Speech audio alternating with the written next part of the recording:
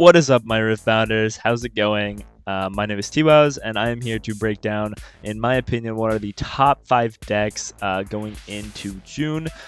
These are decks that you can just pick up and play at your locals. These are decks that you can pilot to pretty good success. I think all 5 of these decks are legends, rather, are really good. Quick disclaimer, all the deck lists shown in the video are not mine. If I have the attributions, I put the attributions in there. If not, then I just couldn't find them anywhere. I think most of the Chinese regional deck lists that I grabbed, I just don't have anything for because I can't find names anywhere. So if people know where those are, please send them to me or comment down below and I will try to figure it out. One last thing. A lot of you are not subscribed and watching my videos. I think last time I checked, it was like 96% aren't subscribed. So if you enjoy the videos, if you get something out of it, please subscribe. It means a lot to me. But yeah, we will go straight into this list. So first off, my pick is Aurelia Blade Dancer. And this list is in no particular order or anything, so I don't think Aurelia is best to last. These are just 5 decks that I think are really good. So first off, Aurelia Blade Dancer. Why is Aurelia good? Well, it just won Arceus Sydney. Then the exact same guy that played it went straight back into the Chinese regionals and did it again. He didn't win, but he got very close. It's a fairly straightforward deck. I think when you play it out, obviously there's some higher levels of play, but I think for the most part, Aurelia is a pretty straightforward deck. You can learn how to play it by playing it a few times, and you know, obviously all these decks you're gonna have to play them a few times to feel them out, but I think Aurelia is definitely one of the easier ones. And I think it can be really aggressive and also really controlly. It can move back and forth, and I think it's arguably the best deck in the format. I think green, purple are really good colors, and I think it's just a really good legend overall. So moving into the deck list, we have this first deck list. This was the runner-up Aurelia at the Chinese regionals, and we can see the main differences here that we're going to see in the 2 deck lists are this Zanya's Hourglass and this Edge of Night. China players really like their Edge of Night. I understand why they like it. I don't necessarily like it. I think it's not a good card. I would rather just put a pump spell in its place, like another on guard or something. And we also see the Zanya's Hourglass. But both cards I think are okay. Me personally, I wouldn't play them as much, but this is an alternate version of the deck. And then going into EDG Rico's deck, this is the deck that won. This deck's very huge. Obviously, you got the Fizz Star cross combo, which we've seen is a very dominant combo in these decks. And we see like Tide Turner, Scuttle Crab, you know, all the basic stuff that's good in green and purple. Defiant Dance obviously making this deck insane. Moving on to the next deck, we have Dazzling Aurora. Now, I'm just kind of putting all of these Dazzling Aurora decks under one. Obviously, Sivir's good, Misfortune's good. Pretty much every single orange deck that could play Dazzling Aurora at Sydney played Dazzling Aurora at Sydney and topped with the Dazzling Aurora list. I think Dazzling Aurora has very, very easy lines. I think it's a very easy deck to sit down and play. I think the Misfortune Legend helps bail you out if you are a little bit, it's like training wheels almost on the Misfortune Legend. Giving a unit ganking, it can fix a lot of plays. Sivir, I think, is a more, you play the deck more straightforward, and after you have some time with Aurora, you switch to Sivir, and I think Sivir's honestly the better one by a lot. Just the gold and just being able to keep up with the tempo of the game and being able to keep up with that energy cost, I think is huge. Dazzling Aurora is really good because it can be played in any orange deck, and a lot of decks really can't do a whole lot against it. It's kind of just hopefully I can score enough points before an Elder Dragon drops, and this is the other arguably best deck in the format. The only thing I think is keeping it farther back than something like Aurelia or other decks is the fact that it is tech forward, because it's a very scary deck. So a lot of deck lists we've seen recently have started playing things in the main board to counter it. So moving on to the first deck list, we have the MF Best of from Sydney.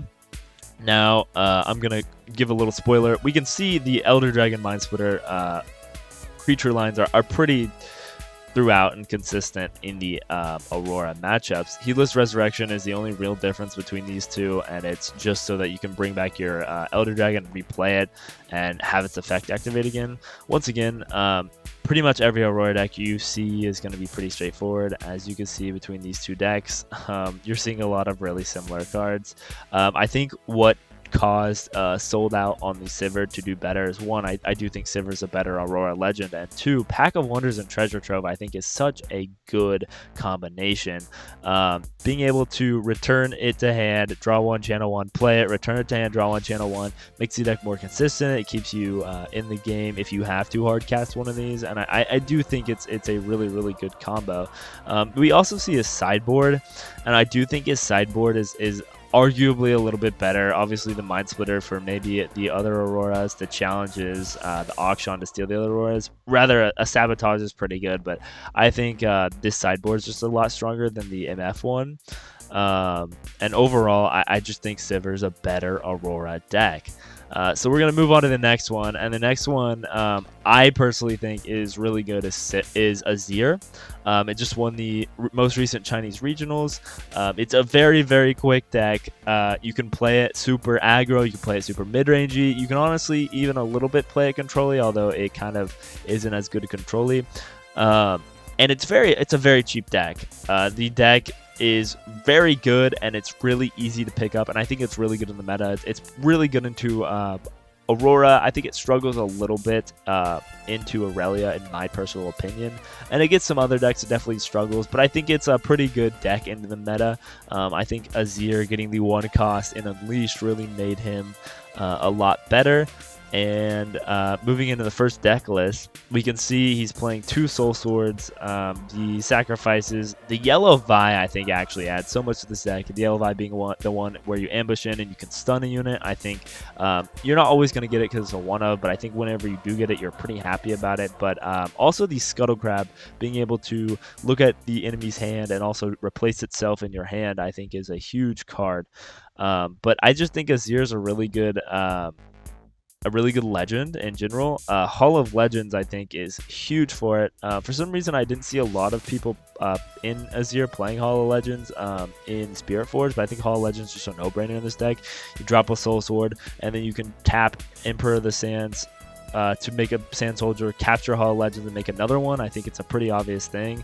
Yellow being a really good deck to play into Dazzling Aurora, and just some of these bigger decks, like even Aurelia, I guess, you would just side in the Cold of Weeks and the Salvages and force them to sacrifice their own unit. Moving on to the second deck list, sorry, the first one, these are both good decks, but this second deck list, we can see they're playing 2 Vis. I think, once again, I think this is a very much a personal choice. Do you want the Vis in more? Do you not want them in more? But we see he's playing 3 Soul Swords and 3 Brutalizer and 3 Eye of the Heralds and 3 Doran Shield, so he is guaranteeing or hoping to guarantee that first drop. And no Scuttle Crabs is actually really surprising. And I believe it was actually this list that won the Chinese regionals. It was either this one or the last one. I actually didn't put the accreditation in. I don't know what the word is, so you're gonna have to forgive me for that one. But I think Guards is a really strong card in this deck. I think being able to ready, and also Arise just being such a strong spell. You can pay it for 6 mana, and you get to play a Sand Soldier for each of your gear, and then you get to ready to. Like, that is an insane card.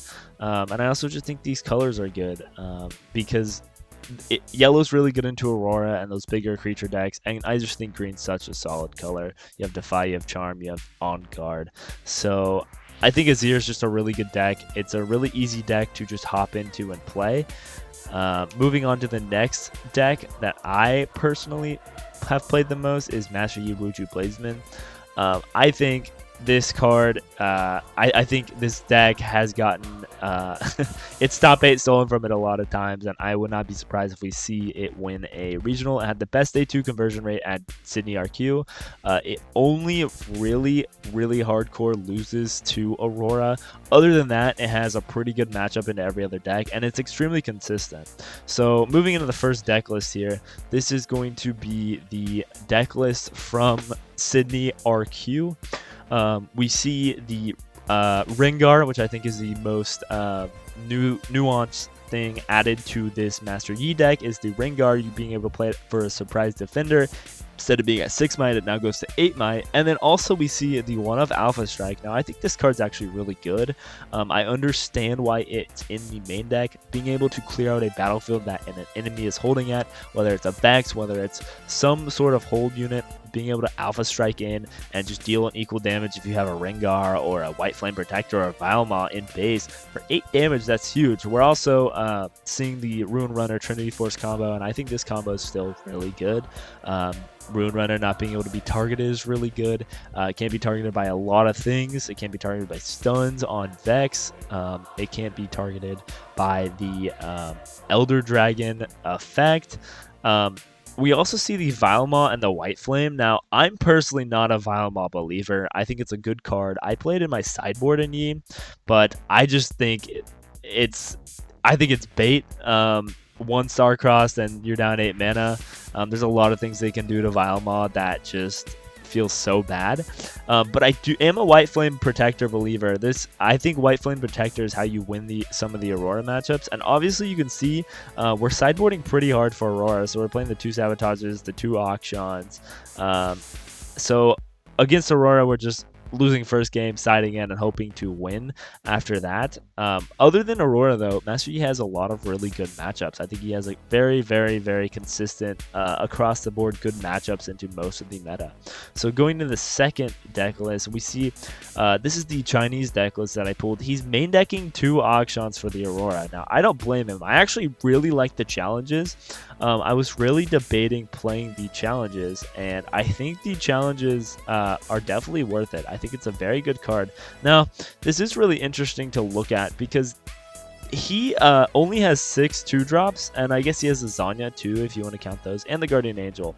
I personally like playing a unit-heavy 2-drops in Master Yi just because being able to get on that early points, get the early battlefield conquer, I think is huge. But him opting for like Zanya, Scuttlecraft, Guardian Angel here, and opting for the Tasty Fey folks are really interesting. Tasty Fey folk obviously being able to accelerate. It was an MVP of Master Yi in Origins.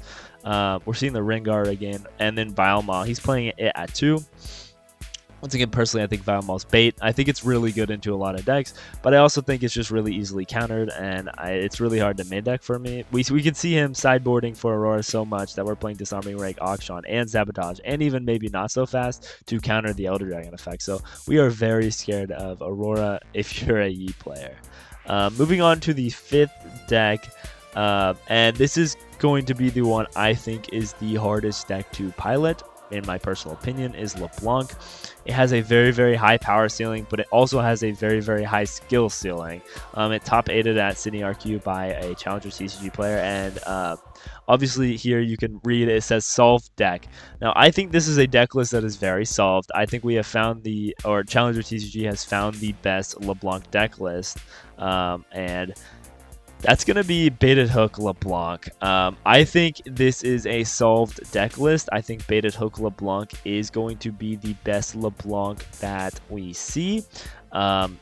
Baited Hook LeBlanc being just a very consistent deck with the Karthus and the Glass Mixologist, the Ruin Rex, and the Rift Heralds, and the Harness Dragons, and even the Otacon against certain matchups. I mean, you are stacking so much might on a battlefield, and you are making so many units that it makes it really hard for your opponent to face you and play against you. And once again, this is an incredibly high skill ceiling deck. You need to know what you need to discard. You need to know what you're going for in game, like 3 turns ahead. You need to know when to sacrifice. You need to know when to Baited Hook. You need to know all these sort of things. And I do think this is a very high skill level deck to play and pilot. Moving into this other one, this is the one from the Chinese regionals, and I think this is a very interesting take on the deck. I think it's a good list, don't get me wrong. It isn't playing the baited hook, which I understand. I still think LeBlanc is a very, very good deck if it's not playing baited hook. Just playing the more, I don't want to say mid-range, but more mid-range version where you play like the Honest Broker Storing Scouts, you play all the 2-drops, you move out, it's kind of more control-y, and I think it's a very, very good deck. Obviously playing 2 of the 5s, the Rune Rexes, the Glass Mixologist. We see 3 Thousand Tail Watchers. I think both iterations of LeBlanc are really good. I think it's mainly just what you want to play in LeBlanc.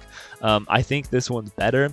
I think this is the best LeBlanc's going to get. Obviously, you're going to tweak around maybe a few, like maybe take out a Ruined Rex, switch it out for an extra fight, you know, that kind of stuff, which is basic TCG things. But I think Baited Hook LeBlanc is the best version of LeBlanc, just for the simple fact that being able to Baited Hook into a Revved Herald, into a Harnessed Dragon, like, that will just wins you games.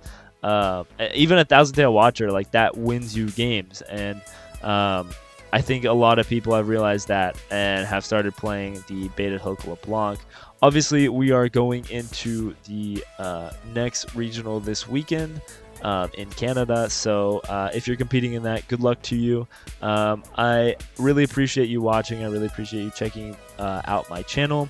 Let me know what you think about these top 5 decks, in my opinion, to pick up and play for the month of June.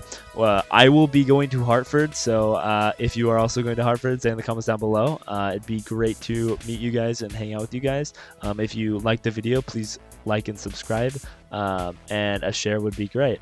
Thank you guys so much for watching, and I appreciate your support.